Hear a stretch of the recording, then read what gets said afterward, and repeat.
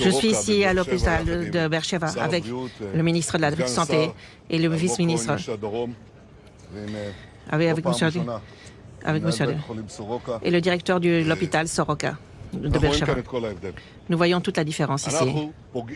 Nous cherchons à atteindre des objectifs nucléaires et militaires, et ici ils atteignent un hôpital où des gens ne peuvent même pas se lever et s'enfuir.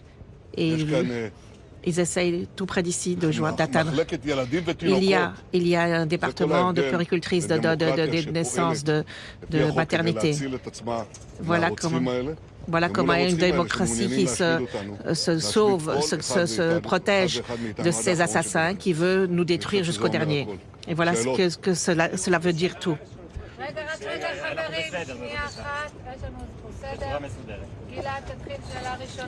Première question.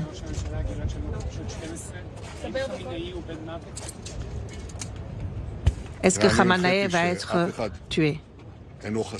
Je dis que personne n'est à l'abri. Je préfère ne pas mettre des titres, mais de permettre aux actions de démontrer ce qu'il faut faire. Et en une guerre, il faut faire agir et les actes parlent. Et je demande cela également de tous mes ministres, de tout le monde. Parler peu et faire beaucoup.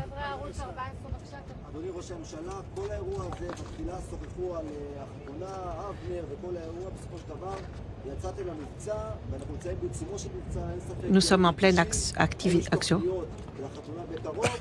Alors on lui demande si le mariage de son fils a prévu parce qu'il devait se marier lundi dernier.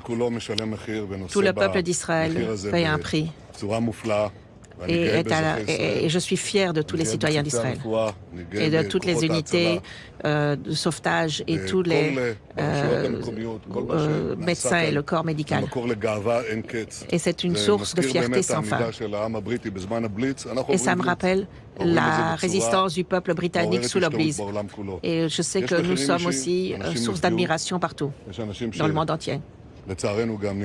Il y a également des personnes qui ont été tuées, des familles qui ont perdu leurs proches. Et je le comprends. Tout le monde peut payer un prix. Ça a également coûté un prix dans notre famille. Et à cause de cela, une deuxième fois, mon fils reporte son mariage. Et c'est un problème pour lui et sa fiancée, mais mon épouse est une héroïne. Elle paye un prix personnel. Depuis que je mène ce combat contre le nucléaire irakien, elle m'a donné toutes les forces pour être ici. Et mes deux fils aussi. Et je l'apprécie très fort. Et ce que toutes les familles, comme ma famille, toutes les familles font et payent le prix et permettent à ce qui se passe.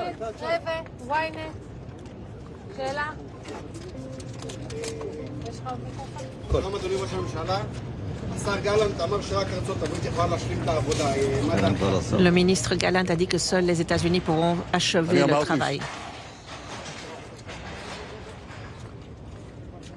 J'ai dit, quand nous avons commencé cette guerre contre ceux qui veulent nous détruire pendant cette génération, j'ai dit que nous ferons tout ce qu'il faut pour nous sauver. Et nous apprécions très fort la présence des États-Unis pour l'assistance. Nous n'avons pas un ami plus grand que les États-Unis et nous n'avons pas un meilleur ami que lui. Et ces décisions seront leurs décisions. Et nous défendons et nous pouvons le faire et nous pouvons tout faire. Mais nous apprécions très fort toutes les décisions prises par le président Trump. Tout ce qu'il fera, il fera pour le bien des États-Unis et nous pour le bien d'Israël. Et notre collaboration est très forte. Je lui ai parlé avant-hier plutôt. Nous nous parlons quasiment tous les jours. et ces décisions sont les siennes. Est-ce qu'Israël a l'intention de détruire Fordo par une démarche sur le sol, par une offensive sur le sol? Est-ce que nous avons déjà atteint assez tout ce qui se trouve dans le programme nucléaire iranien? Nous avons déjà atteint Nous avons déjà atteint Natanz, qui était nous avons détruit atteint leur centrifuge. Nous avons également touché à Ispahan, les usines de transformation. Nous avons également atteint leurs scientifiques et dans leurs archives nucléaires. C'était le cœur du steak, mais là nous avons de nombreux bouts de steak autour de nous. Et il y a encore de très nombreux objectifs nucléaires. Et nous enlèverons, nous évacuerons cette menace nucléaire. Il n'y aura plus de menace nucléaire vers Israël et de menaces de missiles balistiques. Et nous le faisons avec les renseignements et nous faisons exposer également les lanceurs de missiles, les lance-missiles. Et nous détruisons également leur capacité de production de missiles. Quand nous avons vu un missile, il voulait produire 20 000 missiles de cet ordre-là. Nous enlèverons la menace de missiles et du nucléaire. Et cela sera fait avant la fin de la guerre.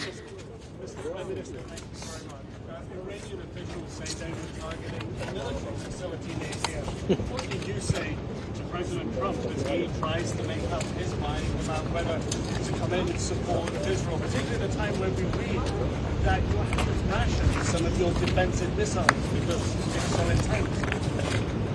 President Trump will do what's best for America. I trust his judgment. Confiance en son jugement. C'est un excellent ami et un excellent chef de gouvernement, très fort aussi en soutien du peuple juif. Nous sommes convaincus et engagés à défendre notre territoire contre l'annihilation d'Israël. Il faut répondre à la menace nucléaire iranienne. Mais je dois dire que le partenariat avec les États-Unis et avec le président Trump, avec lequel je suis en contact quotidien, est excellent. Je pense que sa détermination et sa clarté est excellente. Il dit l'Iran ne peut pas se doter du nucléaire, de l'arme nucléaire. L'Iran ne peut pas enrichir l'uranium. C'est on ne peut plus clair. Il faut être aux côtés de Donald Trump. Donald Trump, il sait comment le monde fonctionne.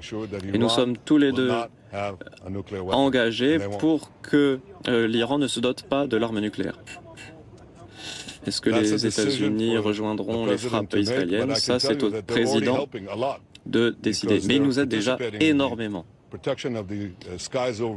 La protection du ciel au-dessus d'Israël, les missiles, les technologies militaires, les pilotes aussi sont en coopération avec les nôtres pour éliminer les drones. La coopération est excellente et remarquable.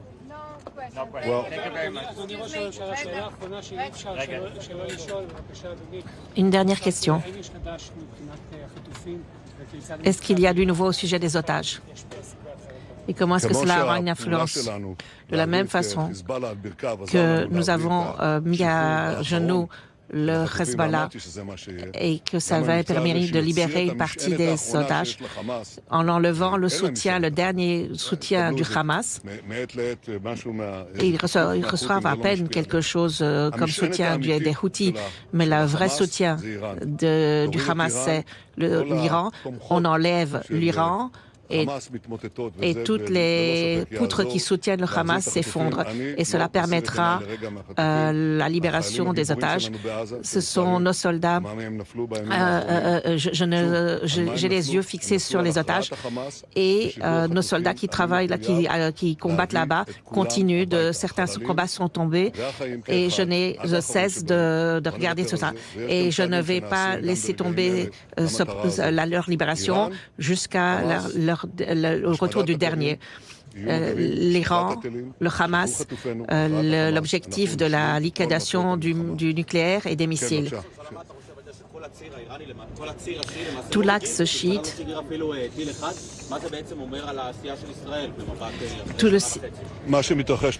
ce qui se passe ici est historique. Nous agissons dans une démarche historique, pas seulement d'enlever une menace existentielle d'Israël.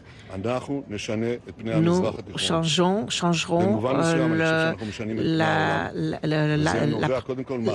la carte, l'image du Proche-Orient et du monde entier.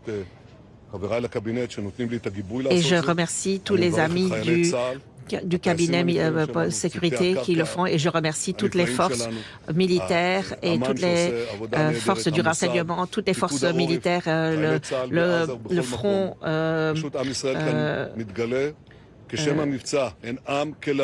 Et comme le nom même de cette guerre est celui du lion qui se dresse, nous le voyons, cette force-là, dans le peuple d'Israël. Ils savent ce qui les attend. Monsieur le Président, vous voyez cet hôpital frappé. Quel est votre message au peuple? Tout est dit. Tout est dit sur Israël et sur l'Iran. Regardez, nous travaillons pour éradiquer la menace nucléaire iranienne.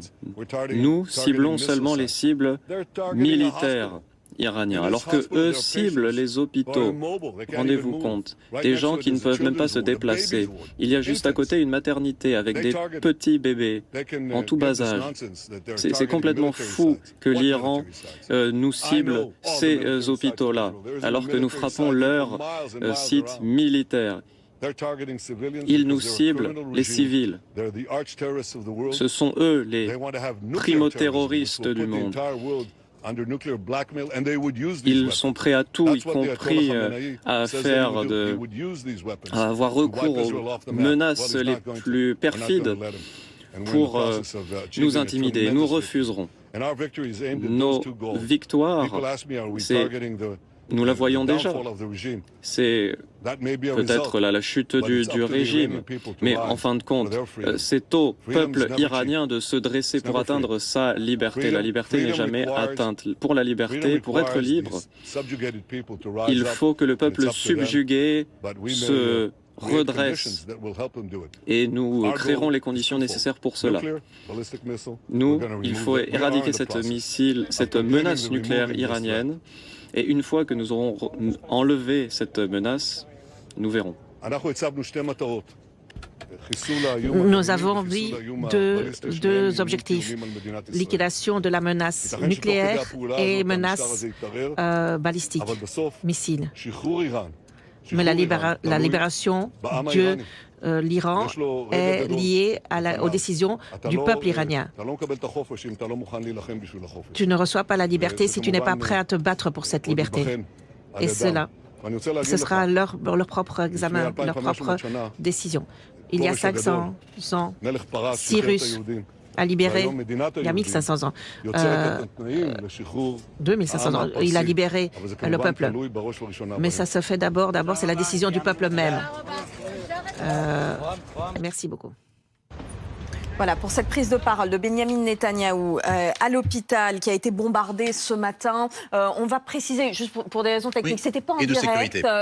C'est tout à fait normal. Le Premier ministre s'est rendu sur place, a fait cette déclaration et elle est parvenue aux rédactions, aux journalistes comme nous, en différé. Quand il est parti, pour le coup, c'est une habitude de Benyamin Netanyahou, il ne fait quasiment jamais de déclaration à la presse et micro tendu en direct. Le fait est que, on va, après ces précisions nécessaires, partir sur le fond, avec un ton, puisque c'était la question que vous posiez juste avant, Ashley, beaucoup plus mesuré que ses ministres. Et d'ailleurs, je retiens cette phrase qui s'adressait à ses ministres, il faut parler peu et agir beaucoup. Il s'adressait à Israël Katz, qui d'ailleurs, c'est ce que nous disent nos envoyés spéciaux, va sans doute lui aussi se rendre sur place à l'hôpital de Beersheva, et dit ce matin, Ari Khamenei, cet homme ne mérite pas d'exister. Vous avez vu que Benyamin Netanyahou, lui, a un peu éludé la question parce qu'il est sur son objectif de guerre, qui a d'ailleurs été précisé, qui n'est plus seulement d'en finir avec la menace nucléaire, mais d'en finir aussi avec la menace balistique. Oui. Donc qu'Israël ne soit plus menacé par des tirs de roquettes venues de Gaza, de roquettes venues du Liban par le Hezbollah, de roquettes ou de missiles venus de Syrie, et maintenant de missiles venus de l'Iran. Et je dis ça parce qu'il a rappelé, et ça c'est son mantra depuis le 7 octobre 2023, ou plutôt le 8, ou disons le soir des attaques terribles du Hamas contre Israël, c'est de remodeler, de redessiner la carte du Proche-Orient. Il compte là-dessus sur Donald Trump, mais il n'appelle pas totalement à l'aide. Il est concentré sur son objectif.